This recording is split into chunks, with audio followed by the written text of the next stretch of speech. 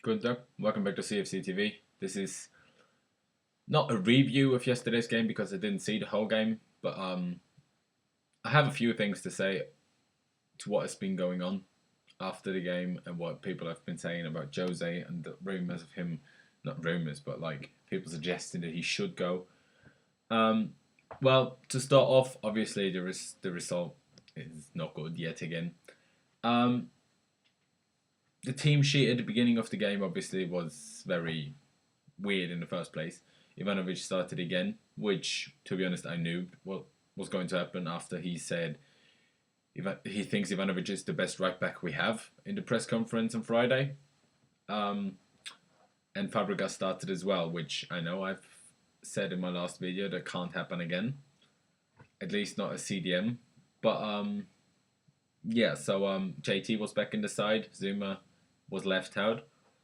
And Ramirez and Cesc Fabregas were the starting holding midfielders. Oscar and Hazard were back in the team. Willian stayed on because he had been the only performing player. And Falcao started up front with Costa serving his last game of his ban. So, yeah. I only watched the extended highlights. What I could see is that Cahill seemed very, weird, vulnerable on the wall because the first chance, no, what am I talking about? Not the first chance, but like there were a few chances created after him not clearing the ball or like not getting a proper touch in it and not controlling it well. And I, I think the second goal, like that when Mane went past JT, came from or was it Tadic just got? No, Tadic got Davis got the first one. And when Mane just went past JT, but I can't really blame JT on that one because he was going where the ball was going, but Mane is just so quick. If JT doesn't move that way and he just, stays still basically, so Mane can't turn on his left side. Mane just will run past him on his right side. That doesn't matter. Mane is so fast. Like John Terry himself, if he's behind the player, he can't do nothing about that. I know people have been saying that, but the mistake was done before that. I can't remember who it was, but the mistake was done before JT was gone past. But the main thing I want to talk about is Jose Mourinho because as we all know, Matic got brought on at halftime basically because Ramirez was on a yellow card and was in danger of getting sent off, and he got brought off again for Remy like 17th minute or something, which is obviously something no player wants to happen to himself because it's a bit of humiliation. But Jose talked about it in a post match interview, not Sky or something, but I don't know what it was, but he talked about it and he said Matic has big problems at the moment. He has trouble passing the ball, he has trouble clearing the ball and easy balls, and like making the situation very difficult for us. And to be honest, I think he's right about that because you know, a bad Matic is still gonna defend better than a great Cesc Fabregas. We all know that. Well, if you think about what the chances Cesc created in the last few games, if we would have finished those, our last three games could have gone very differently. Well, first one was against Newcastle. His inch perfect over the defence ball to Pedro, who couldn't control it properly. It bounced and he couldn't finish it. The score at that point we were 2-0 down, but that was a lot earlier than when Ramirez scored his stunner. So we would have had a lot more time to get our momentum going and maybe even completely turn around the game and not just get a draw, but maybe even a win. Because when did Willian score? Ramirez scored a beautiful goal, wasn't it? 81st minute or something. So it was very late in the game, and I think the 2-2 came in the 86th. So then against Porto, when it was still 0-0, rather early on in the first half, Cesc played a really nice through ball to Pedro, and he was one-on-one to Casillas, and he couldn't finish again. And then yesterday, when we were 2-0 up, 1-0 up after Willian's goal, he not that it was a huge ball, but a ball that a pass that he made. So yeah, Oscar had a good chance standing in the box, and he just couldn't get his shot in the far post, and he basically shot his straight the keeper. So think about it. If we would have gone got a goal back against Newcastle that much earlier, I think it was 15 minutes earlier. I think it was still in the 60 something minute, not even the 70 minute, like 70s basically. Then if we would have gone ahead against Porto, you never know how this game would have finished then. But still, it's more likely to win a game if you go up than if up 1-0 than if you go down 1-0. Even though we did go up 1-0 against Southampton, but still. And I think the biggest change it would have made against Southampton, if we would have gone 2-0 up in the first half, it would have been a completely different game. And it would have really boosted the confidence, and maybe we could have just realised that we can still win and realised that we're still a good team. The players, some of the players really, they're really, don't know how to say it, but like, they can't cope with it at the moment. So I know I have been criticising Joseph for playing Cesc. Everybody has been criticising Cesc. But if it's down to play Matic or Fabregas, which I don't think it should be, but if it's down to that, I'd rather have a Fabregas that, even though he's horrible defensively, he still does create something going forward, than a Matic who doesn't create something going forward, except he's won the goal against Everton, but doesn't really defend well either.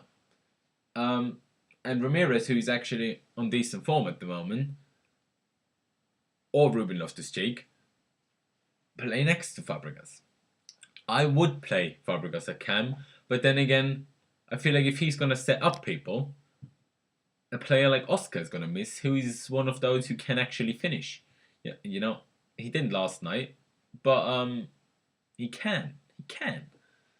So I understand where Jose is coming from, and I think the criticism that he's getting is absolutely disgraceful. Because think about what Jose has done. We haven't had a great season so far, not at all, and he has been playing Ivanovic, which is something that is very stupid and weird. And I'm not going to defend him on that decision, definitely not. I think he has to play Azpilicueta as right back and Baba Rahman as left back. But on the Fabregas decision, if I just thought about that a few moments ago, before I recorded that video, and I'm like, well, it does make sense really, because Fabregas still creates something and still does something. And if we would have been more clinical, the games maybe would have gone another way, and we'd all be like, well, Fabregas made another 3 crucial assists or something, like he has last season.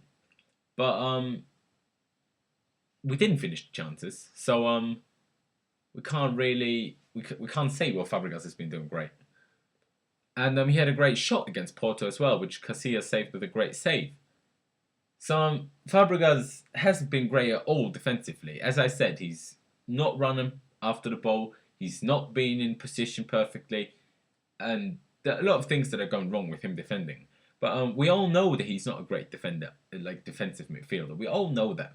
The reason why it worked last season, at least until January, before the whole team had a blip basically, and then we started to grind out results, was because we were so dominant and so perfect in the back four was so perfect, and Matic was so perfect, and everybody who finished chances was so perfect, like Costa and Hazard, and Oscar scored a few goals early on in the season.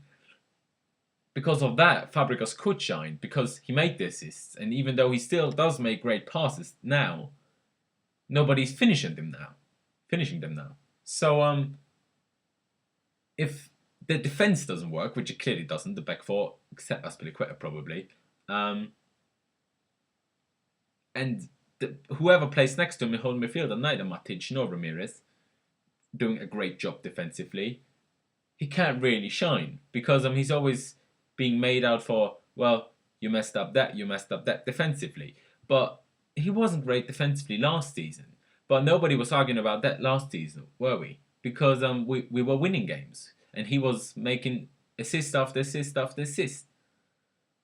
So I think we all have to take a step back, calm down, and think about who our manager is. Because it's fucking Jose Mourinho.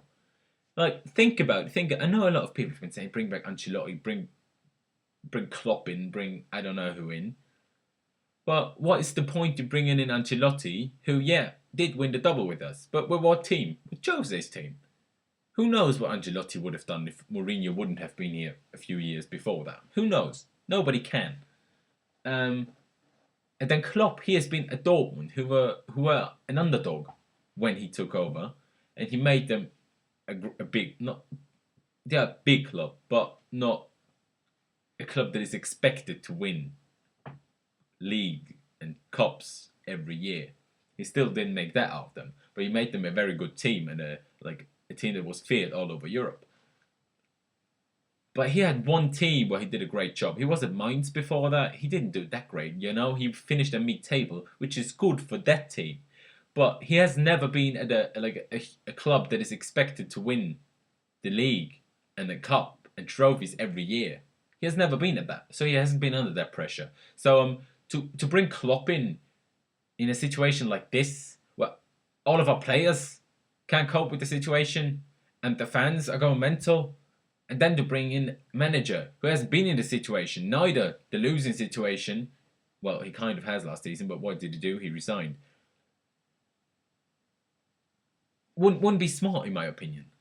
And then bring back Ancelotti, first of all, who I don't think he would want to come the way he left back then. And as I said, I don't think can do anything better than Mourinho. And then the only manager that I could possibly think of could do somehow better job in some things, not everything, because I don't think there is a manager that is better at everything than Jose Mourinho, is Diego Simeone from Atletico. First thing, he won't leave Atletico. Second thing, he doesn't speak a word of English. I know we have a lot of Spanish-speaking players, but how is that going to work out?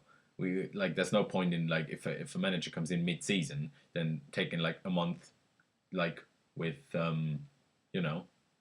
translators in every training session. That's a bit stupid.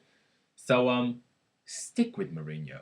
He will sort this out. The only manager that can get us out of this situation is Mourinho. And he was right yesterday. He was a bit harsh and he was a bit ignorant and arrogant of what he said.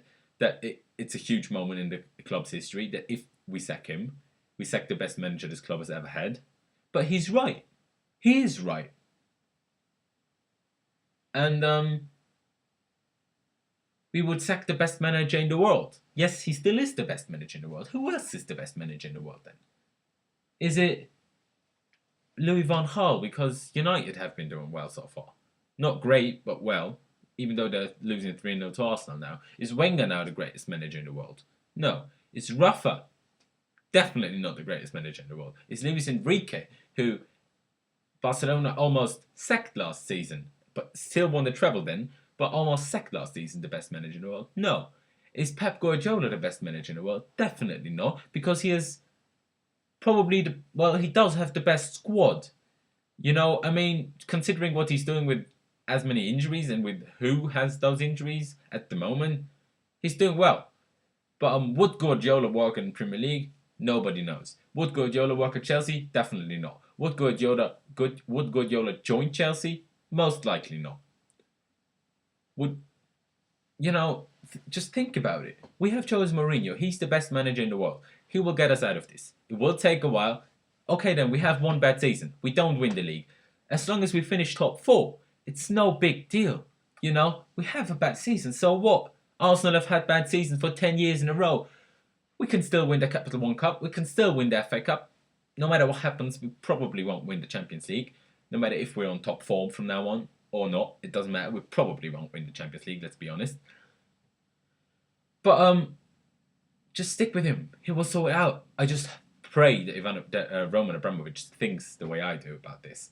But I think we all have to calm down, take a step back. We're still Chelsea Football Club.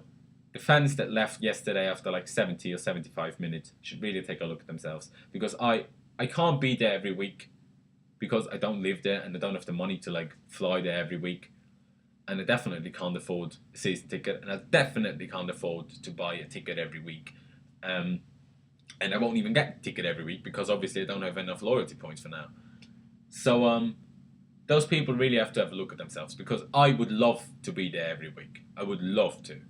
And I would not leave because I'm used to the local club that I support. I'm used to losing week in, week out.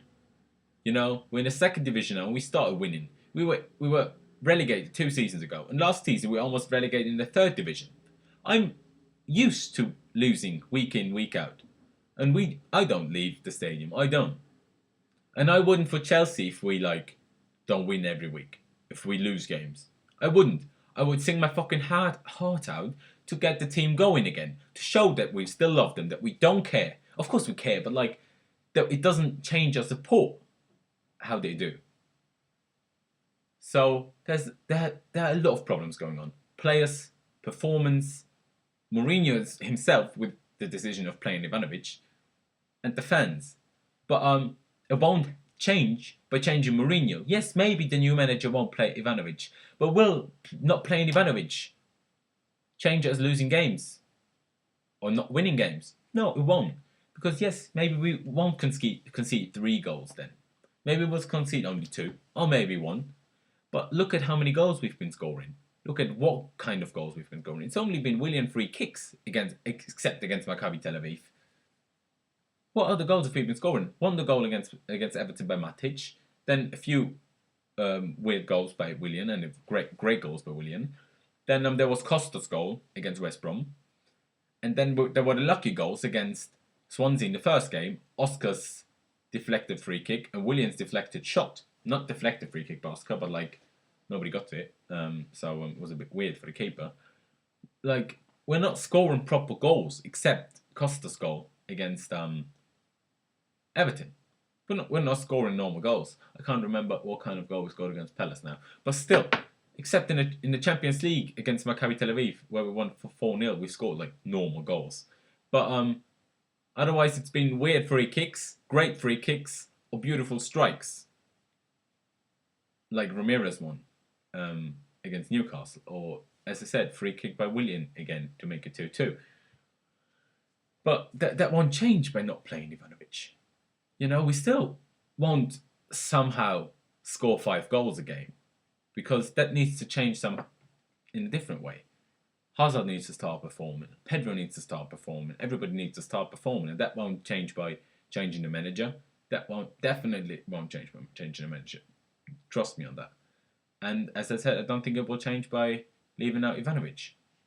But, I thought I'd make this video. Sorry, it's a bit long again, but had to ramble a bit. So, yeah, I'm going to do a review of the Aston Villa game in 2 weeks because it's international break now. So, yeah, keep the blue flag flying high, stick with Mourinho, and come on the Chelsea.